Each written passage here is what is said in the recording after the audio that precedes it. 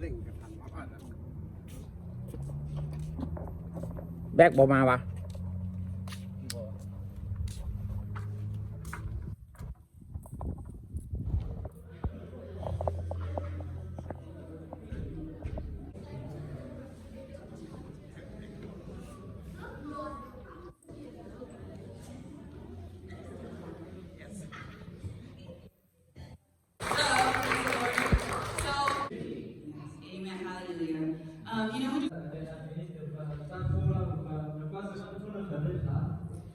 Just look around real quick. That we have the freedom here in America to worship God together with this. Rồi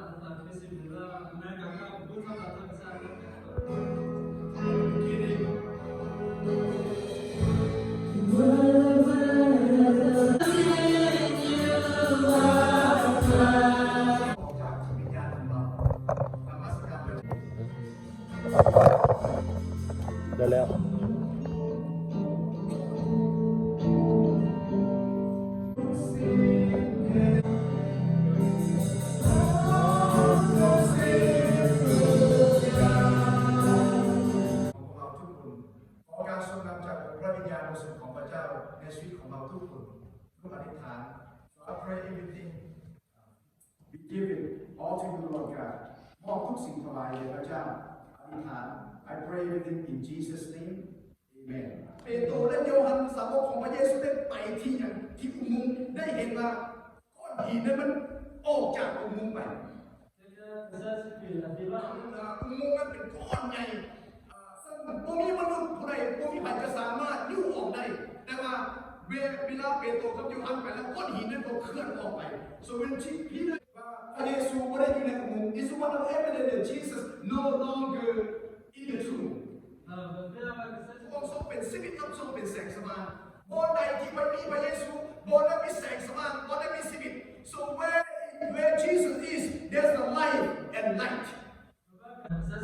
ผู้หมายที่พระองค์ได้ขับผ่านที่เคี่ยนหัวในป่าไปหมายถึงว่าพระองค์จะกลับมาอีกครั้งเขาเสริมกับปัญหาความลำบากทุกอย่างต่างๆให้เขาขึ้นไปถึงอาณาจักรของพระเจ้าขึ้นถึงชีวิตนิรันดรเพราะว่าชีวิตอยู่ในบนโลกนี้มันเป็นเพียงสิ่งชั่วคราวเท่านั้นโลกนี้ต่อไปในร่างกายแบบเขาจะไปดูแบบส่วนนิรันดรBut we thank God, for those who accept Jesus คิดมาเป็นพระสุดท้ายรอดพ้นเขามั่นใจในความรอดพ้นในชีวิตนิรันดรเอเมน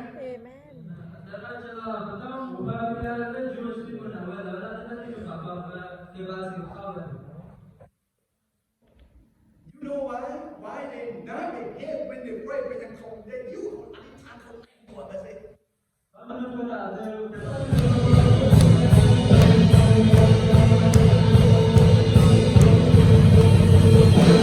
ไปดีพี่น้องมาโบสถ์อาจารย์สันติเด้อ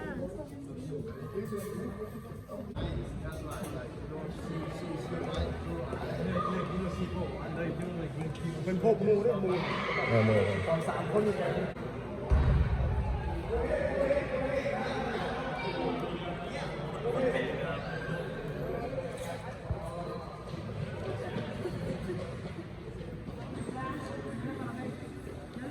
นนั้นเขาแปลภาษากะเหรี่ยงให้อาจารย์สันติเป็นลูกชายเข้าเรียนน้ำเดียว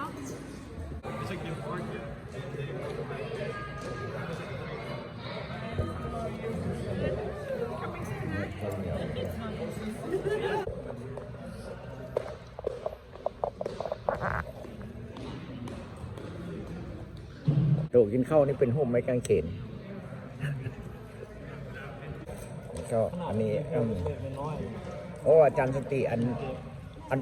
บ่อนกินข้าวนี่เป็นห่มไม้กางเขนเลยเนาะโอ้คักต้องทายดูพูดมันยังเห็นเยซูเกินประชนแล้ว 2,000 ปีที่ผ่านมาโดยเป็นข้อมูล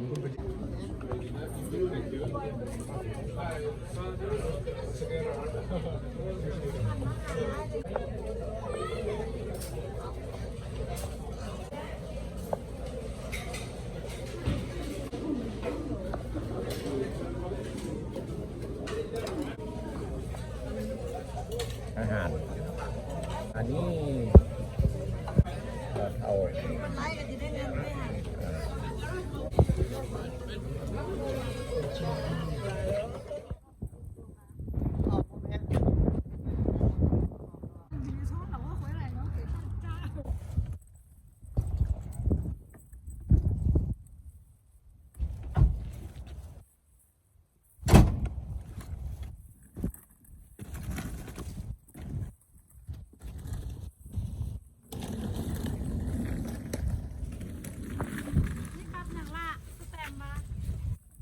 ไ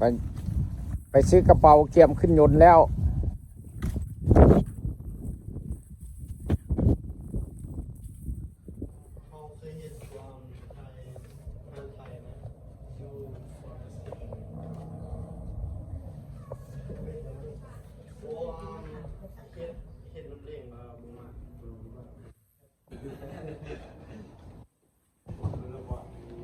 สบายดีเดือนมายาม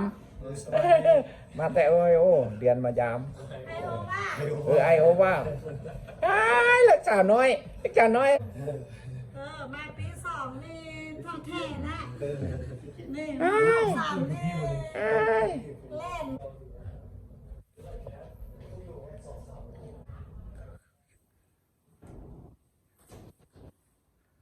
เอาเมียนเครื่องจิกลับลาวแล้วไม่เท่าก็ได้เมียนเครื่องเมียนของแล้วกลับลาวแล้ว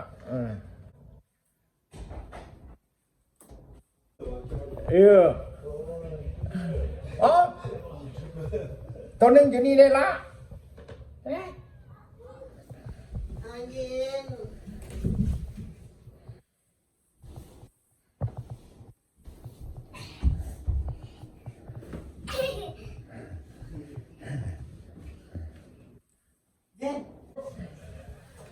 ออกไปแล้วแมวออกไปแล้วเอามันจะออกมันออกนอกแล้วเอาตัวน้อยออกบ่บ่ออกYou need to go in the car in the outside. ลูกเก่งเลย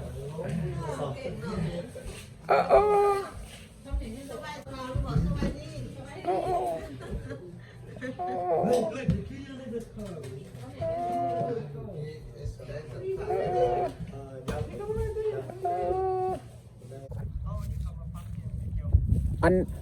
เขาจะมาเอาอันแก๊สออกมาอยู่นอกตะกี้แก๊สเดี๋ยวนี้แก๊สมันอยู่ในเบสเมนต์แล้วเขามาเบิ่งยากเขาจะมิเตอร์ออกมาอยู่นอกเขามาปักนี่นะเพราะว่าเขาจะเอาออกมาใส่อยู่นอกบ่ได้เสียเงินนอกเขามาใส่ที่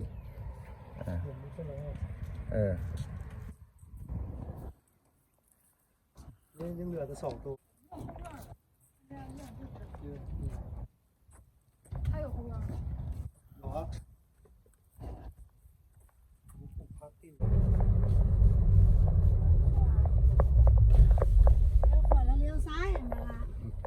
เลี้ยวซ้ายเป็นบ่อนเฮ็ดเวียกเส้นหลุย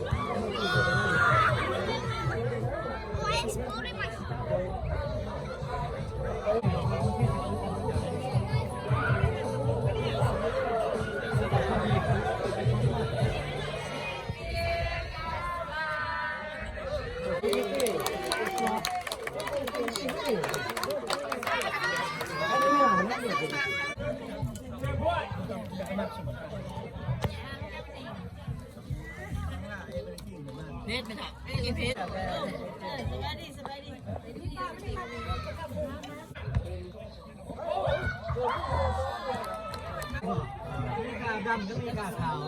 ผมมาเมื่อกี้ก็เป็นไปแล้วเดี๋ยวเรากิน